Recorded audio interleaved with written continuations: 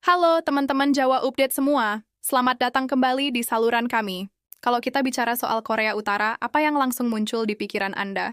Mungkin Anda membayangkan jalanan yang gelap, bangunan kuno, atau sebuah negara yang benar-benar tertinggal.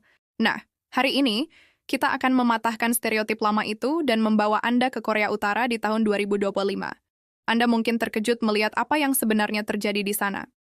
Banyak media global masih menyajikan citra Korea Utara yang terbelakang, seringkali menggunakan rekaman yang sudah berusia 10 tahun atau lebih. Faktanya, Korea Utara, khususnya di ibu kota Pyongyang, juga mengalami perkembangan. Memang, tidak secepat negara-negara maju, tetapi ada kemajuan yang terlihat jelas. Ambil contoh, baru-baru ini pemimpin tertinggi, Kim Jong-un, meresmikan sebuah resor mewah di kota Wonsan. Ini menunjukkan bahwa pembangunan dan investasi tidak melulu hanya terjadi di Pyongyang, namun juga menyebar ke wilayah lain. Negara ini mengikuti perkembangan, hanya saja dengan kecepatan dan kontrol yang ketat. Sebelum kita menyelami kehidupan modernnya, mari kita pahami dulu bagaimana negara ini terbentuk. Perjalanan sejarah Korea sangat panjang.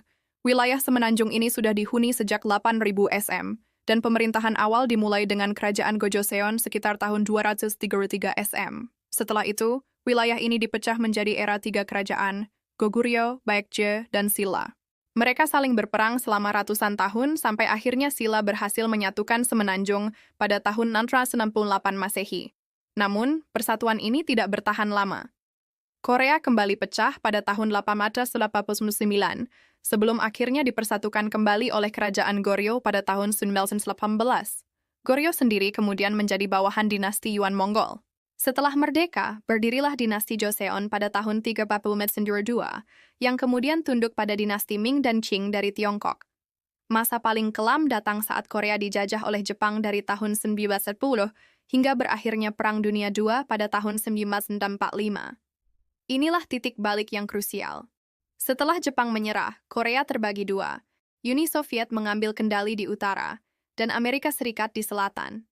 Pembagian ini permanen, menghasilkan pembentukan Korea Utara dan Korea Selatan pada tahun 1948. Dan seperti yang kita tahu, pada tahun 1950, pecahlah Perang Korea, yang berakhir dengan gencatan senjata pada tahun 1953, menyisakan permusuhan yang masih terasa hingga hari ini. Secara profil, Korea Utara bernama resmi Republik Demokratik Rakyat Korea. Mereka adalah negara homogen di Asia Timur, berbatasan dengan Korea Selatan, Tiongkok, dan Rusia, dengan populasi sekitar 26 juta jiwa. Menariknya, sekitar 73% penduduknya dilaporkan tidak memiliki afiliasi agama formal. Dari sisi ekonomi, Korea Utara dikategorikan sebagai ekonomi berpenghasilan rendah. Mereka bukan anggota IMF, dan ekonomi mereka sangat tertutup, bergantung pada industri berat, mesin, produk militer, pertambangan, dan tekstil. Mitra dagang utama mereka? Tentu saja Tiongkok. Lalu, bagaimana kehidupan sehari-hari di sana? Satu hal yang paling mencolok adalah lalu lintas yang sepi. Anda jarang melihat kemacetan seperti di Jakarta atau kota-kota besar lainnya. Warga kebanyakan bergantung pada sepeda atau transportasi umum yang efisien, seperti tram dan MRT. Dan ini fakta yang penting. Tidak semua orang bisa tinggal di perkotaan, apalagi di Pyongyang.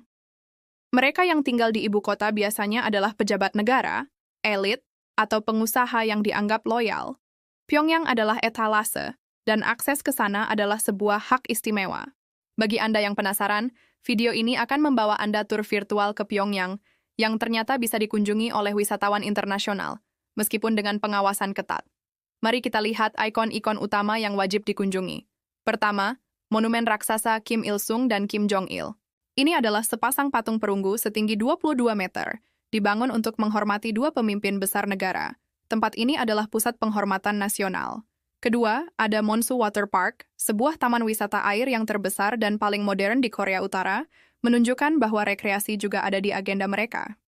Ketiga, kita melihat Gapura Kemenangan, struktur yang mirip dengan Simpang Lima Gumul di Kediri, namun dibangun untuk mengenang para pahlawan yang berjuang melawan penjajah Jepang. Keempat, Grand People's Study House, sebuah perpustakaan megah berlantai 10 yang merupakan pusat pengetahuan di ibu kota. Terakhir, kita punya Menara Juche. Menara setinggi 140 meter ini memiliki kemiripan mencolok dengan Monas di Jakarta. Menara ini melambangkan ideologi Juche, yaitu prinsip kemandirian. Tahukah Anda, untuk melakukan tur 5 hari ke Pyongyang, termasuk tiket pesawat, akomodasi, transportasi, dan makan, biayanya diperkirakan sekitar 23 juta rupiah per orang, sebuah harga untuk melihat salah satu negara paling tertutup di dunia. Baiklah, mari kita tutup pembahasan ini dengan beberapa fakta unik yang mungkin belum pernah Anda dengar. Fakta unik pertama, warga Korea Utara memanggil kawan mereka dengan sebutan dongji atau kamerat, sebuah warisan ideologi sosialis. Fakta unik kedua, ini mungkin mengejutkan bagi pecinta minuman bersoda. Coca-Cola tidak menjual produknya di Korea Utara dan juga di Kuba. Mereka adalah dua negara di dunia yang tidak memiliki Coca-Cola resmi. Fakta unik ketiga, nama Joseon, yang merupakan nama Korea kuno, berarti negeri pagi yang tenang. Nama ini diberikan oleh Kaisar Ming dari Tiongkok.